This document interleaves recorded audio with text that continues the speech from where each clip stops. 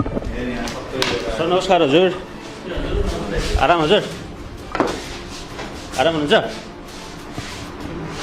हजुर? शुभ नाम सरको? मेरो दिपक पौडेल। दिपक पौडेल कर्मचारी हुनुहुन्छ? हजुर। ए यहीँको कर्मचारी हो तपाईँ? तपाईँको फोन नम्बर कति हो? 9857 30 तपाईँको नम्बर हो? हजुर। तपाईँको आफ्नै नाममा छ? हजुर। ए पैसा कति लिनुभयो घुस? होइन मैले लिएको होइन, त्यो बहिनीले फोटो खिच्न भनेर दिएको हो। के को फोटो खिच्न? पहिला फेल भएको फोटो खिच्न दिएको। कति पैसा दिएको? हजुर। बहिनीले फोटो खिच्न भनेर तपाईँलाई पैसा दिएको छ, मैले राखिदिएको छु। मैले 7,000 रुपियाँ दिएको छ बहिनीले? हजुर। के को लागि दिएको छ? फोटो खिच्नको लागि। फोटो खिच्नको लागि? कहाँ राखिदिनु भएको छ पैसा? मैले यहीँ छ, म दिन्छु। यहीँ राखिदिनु भएको छ पैसा? काम गरिदिएको पनि छैन, दिन्छु। होइन के को लागि लिनु भएको भन्नुहोस् त? होइन फोटो खिचिदिएको हो बहिनीले। फोटो खिचिदिएको? हजुर। लिखित पास गराइदिने? होइन होइन, मैले लिखित पास गराइदिने, फर्म भरिदिने, लिखित पास गराइदिने, पाल्पा जानुपर्छ, ट्रायल पनि पास गर्ने हो भने 22,000 रुपियाँ लाग्छ। रेट नै त्यही हो, पैसा उता लगेर बुझाउने। होइन भने यहाँबाट गर्ने, होइन भने यहाँबाट गर्ने।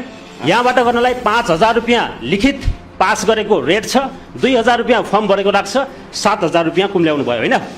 7,000 रुपियाँ दिपक सर तपाईँले भर्खरै घुस खानुभयो। त्यो घुस रकम तपाईँको खल्तीभित्र छ। होइन होइन सर, सरी। जानुहोस् है कन्छ। सेवाग्राही कोसँग लिनुभयो? बहिनीसित हो, मैले बहिनीलाई। बहिनीको नाम के हो? सन्ध्या अधिकारी। सन्ध्या अधिकारीसँग तपाईँले 7,000 रुपियाँ लिनुभयो। त्यो बापत तपाईँले के गर्नुहुन्छ?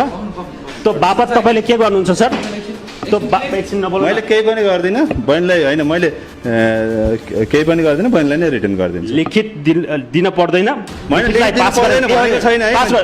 ट्रायल सहित गर्ने हो भने कति लाग्छ? ट्रायल सहित गर्दा कति लाग्छ? ट्रायल सहित गर्दा कति लाग्छ? मैले केही पनि भनेको छैन, बहिनीलाई सुन्नुहोस्। ट्रायल